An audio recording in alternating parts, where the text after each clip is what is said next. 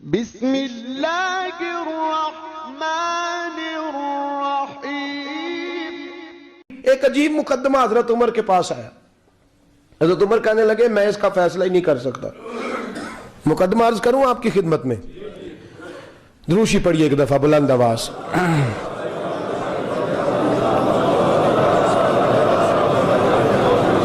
حضرت عمر فاروق رضی اللہ تعالیٰ عنہ کا زمانہ ہے تو کیس آیا، ایک شخص نے 4 ایکڑ زمین بیچی، دوسرے نے خریدی۔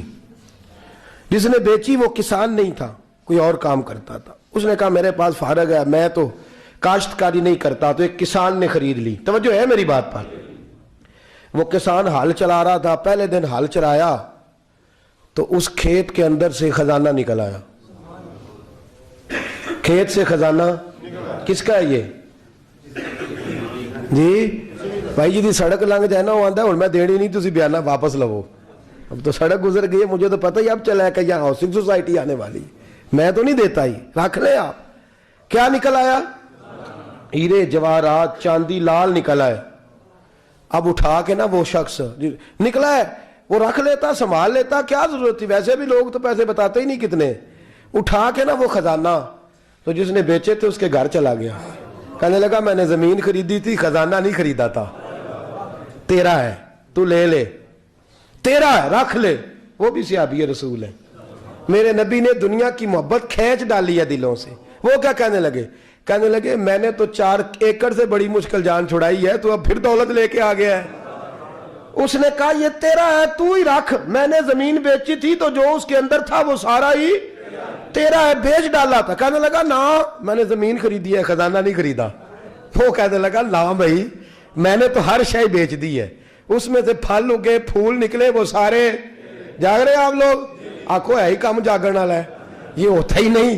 یہ عجیب معاملہ ہے نا جی۔ یہ فرشتے ہیں جو دنیا میں بستے تھے، یہ انسان تھے جن کو فرشتے بھی دروازے کھول کے دیکھتے تھے یہ کیسے انسان ہے۔ اب مقدمہ حضرت عمر کے پاس آ گیا، توجہ ہے میری بات پر؟ حضرت عمر فاروق کے پاس آیا۔ حضرت عمر فاروق نے دونوں کی بات سنی تو جس نے بیچی تھی اس سے کہنے لگے پرانے مالک سے، چل یار تو لے لے، مجھے لگتا ہے کہ تیرے ہی ہیں، تیرے بڑوں نے دبائے ہوں گے، تو نہیں نکال سکلا، تو ہے تو وراثت تیری بنتی ہے نا، رکھ لے۔ کہنے لگا عمر آپ کیا سرائی کر رہے ہیں؟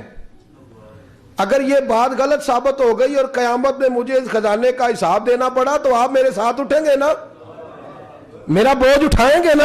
حضرت عمر کہنے لگے جی میں کوئی نہیں اٹھاتا، میں تیرا بوجھ۔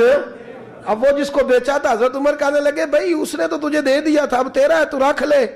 کہنے لگا عمر آپ قیاس کر رہے ہیں، آپ قیاس کر رہے ہیں، اگر قیامت والے دن میں پھنس گیا تو میں آپ کا نام لے لوں اللہ کی بارگاہ میں؟ حضرت فاروق اعظم نے نا سر پکڑ لیا، فرمایا میں فیصلہ ہی نہیں کرتا، تم حضرت ابی بن کعب کے پاس جاؤ رضی اللہ ہو۔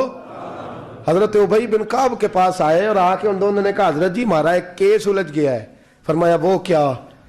وہ صحابہ تھے جن کی ہر صبح عید ہوتی تھی، خدا کا قرب حاصل تھا، نبی کی دید ہوتی تھی۔ حضرت ہمارا کیس الجھ گیا، حضرت عمر سے فیصلہ نہیں ہوا، آپ مہربانی فرمانے لگے وہ کون سا کیس ہے جو عمر فاروق سے فیصلہ نہیں ہوا؟ وہ کون سا کیس ہے؟ کہ حضرت جی یہ معاملہ ہے، توجہ ہے میری بات پر، یہ والا معاملہ ہے کہ اس نے بیچی ہے جگہ، میں نے خریدی ہے، اب خزانہ نکل آیا، میں کہتا ہوں تیرا ہے، یہ کہتا ہے نہیں تیرا، میرا میری نہیں۔ جی یہ کون سا دور ہے؟ بولے نا وہ کون سا دور تھا؟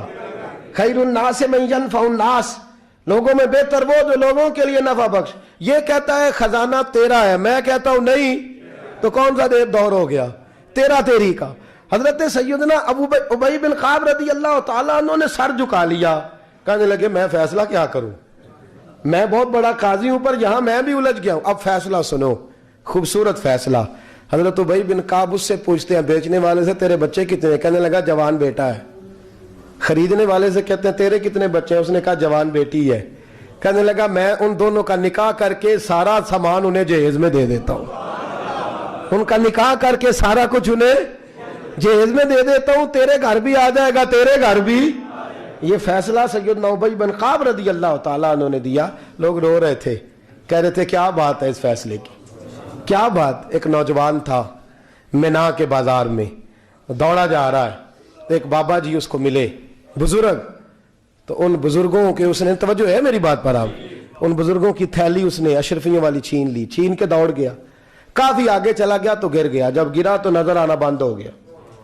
لگاؤ اللہ کے ولی کی بے ادبی ہوئی اس لیے نظر آنا بند ہو گیا, بے ادبی ہو گئی, بڑا پریشان ہوا, سخت آزمائش کا شکار, کیا کروں کدھر جاؤں. جب بڑی سخت تکلیف کے اندر وہ گرفتار ہوا تو لوگوں سے کہنے لگا مہربانی کرو مجھے بابا جی سے معافی لے دو. گرا جو ان کی نگاہ سے وہ سنبھل نہیں سکتا. اللہ والوں کی بے ادبی اللہ کو بڑی ناپسند ہے, اللہ والوں کی بے ادبی اللہ کو بڑی ناپسند ہے, اس سے ضرور بچیں.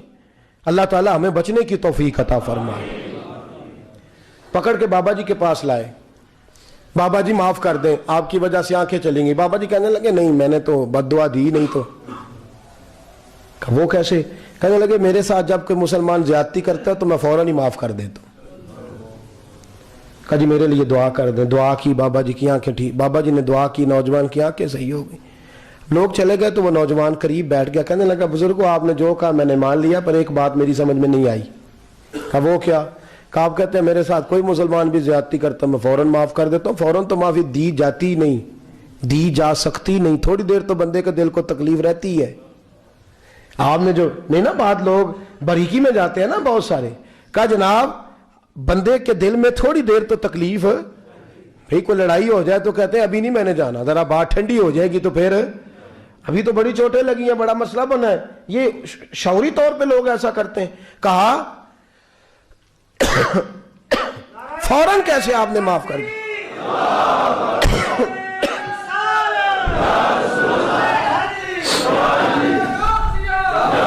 کہا فوراً کیسے معاف کر دیا؟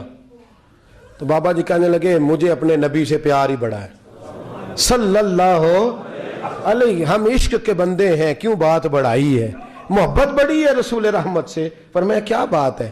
بابا جی کہنے لگے میں نے حضور کی ایک حدیث پڑھ لی ہے, اب جو مسلمان بھی زیادتی کرتا ہے میں فوراً معاف کر دیتا ہوں. کہا وہ کیا حدیث؟ سنیں میرے دوستو, اور بزرگوں کی سوچ دیکھیں کہاں تک جاتی ہے. اور بزرگ کہنے لگے اللہ کے رسول صلی اللہ علیہ وسلم نے فرمایا ہے کہ جب تک میرے سارے امتی جنت میں نہیں جائیں گے میں بھی نہیں جاؤں گا, جب تک سارے نہیں جائیں گے میں بھی.